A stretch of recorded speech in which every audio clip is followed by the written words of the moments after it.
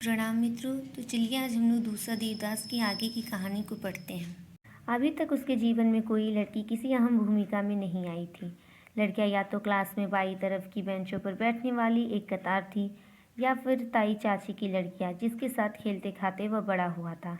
इस तरह बिल्कुल अकेली अनजान जगह पर एक अनाम लड़की का साध्य स्नात दशा में सामने आना, पुजारी का गलत समझना, आशीर्वाद देना, लड़की का घबराना और चल देना, सब मिलाकर एक नई निराली अनुभूति थी जिसमें उसे कुछ सुख और ज़्यादा बेचैनी लग रही थी।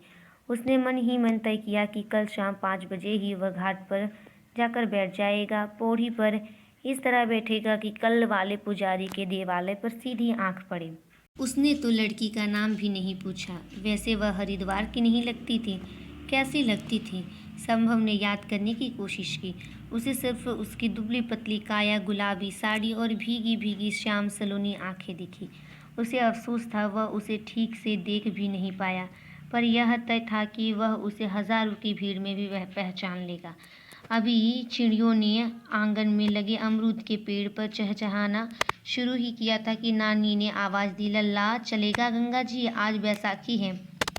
संभव को लगा वह रात भर सोया नहीं है। नानी की मौजूदगी में जैसे उसे संकोच हो रहा था।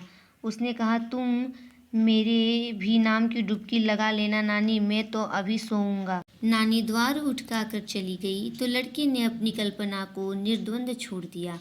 आज जब वह सलोनी उसे दिखेगी तो वह उसके पास जाकर कहेगा, पुजारी जी की नादानी का मुझे बेहद अफसोस है। यकीन मानिए पंडित जी मेरे लिए भी उतने ही अनजान हैं जितने आपके लिए। लड़की कहेगी, कोई बात नहीं। वह पूछेगा, आप दिल्ली से आई हैं? लड़की कहेगी, नहीं, हम तो के हैं। बस उसके हाथ पते की बात लग जाएगी। अगर उसने रुख दिखाया तो वह कहेगा, मेरा नाम संभव है और आपका? वह क्या कहेगी? उसका नाम क्या होगा? वह बीए में पढ़ रही होगी या एमए में? इन सवालों के जवाब वह अभी ढूंढ भी नहीं पाया था कि नानी वापस आ गई। ले, तू अभी तक सुपने ले रहा है? वहाँ लाखन लाखन लोग नहान कर लिए। अरे कभी तो बड़ों का कहा कर लो। लड़की की तंद्रा नष्ट हो गई। नानी आवाज के बीच सपने 9-11 हो गए। लड़के ने उठते उठते तय किया कि इस वक्त वह घाट तक चला तो जाएगा पर नहाएगा नहीं। हाथ मुंह धोकर प्रार्थना कर लेगा। कुछ देर पौड़ी पर बैठ गंगा की जल राशि निहारेगा। लौटते हुए मथुरा जी की प्राचीन दुकान से गर्म जलेबी खरीदेगा और वापस आ जाएगा। उसने कुर्ते की जेब में 20 का नोट डाला और चल दिया।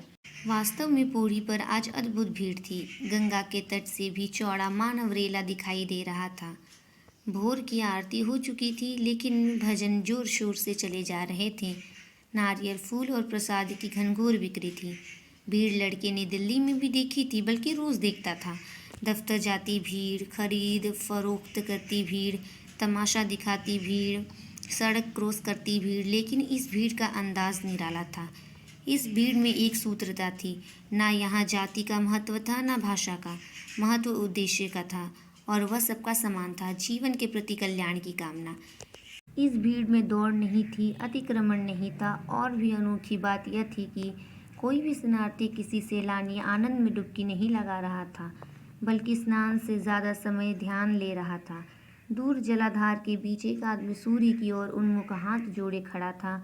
उसके चेहरे पर इतना विभोर विनीत भाव था, मानो उसने अपना सारा अहम त्याग दिया है। उसके अंदर स्व से जनित कोई कुंठा शेष नहीं है। वह शुद्ध रूप से चेतन स्वरूप आत्माराम और निर्मलानंद है। एक छोटे से लड़के ने लगभग हंसते हुए उसका ध्यान भंग किया। भैया आप नहीं नहाएंगे? संभव ने गौर किया। जाने कब पौड़ी पर उसके नज़दीक यह बच्चा आ बैठा था। उसका भाल चंदन चर्चित था, चेहरे पर चमकीली ताजगी थी। अकेले हो? नहीं बुआ साथ है। कहाँ से आए हो? रोहतक। अब वापस जाओगे? नहीं, बच्चे ने चमकीली आंखों से बताया। अभी तो मनसा देवी जाना है, वह उधर। बच्चा सामने पहाड़ी पर बना एक मंदिर इंगित से दिखाने लगा। यह स्थल संभव को पहले दिन से ही अपनी ओर खींच रहा था, लेकिन नानी ने उसे बजर दिया था, ना लल्ला, मनसा देवी जाना है तो क्या वह झूला गाड़ी में तो बैठियो ना, रस्सी से चलती है, क्या पता कब टूट जाए। एक बार टूटी थी, हजार मरे गिरे थे। जाना है तो चढ़कर जाना, उसका महात्म अलग है। संभव बहुत शारीरिक मेहनत में यकीन नहीं करता था। बरसों से कुर्सी पर बैठ पढ़ते पढ़ते उसे सक्रियता के नाम पर हमेशा किसी दिमागी हरकत का ही ध्यान आता था। उसे यहाँ सुबह सुबह नानी का झाड़ू लगाना, चक्की चलाना, पानी भरना, रात के मांजे बर्तन फिर से धो धो कर लगाना सब कष्ट दे रहा था।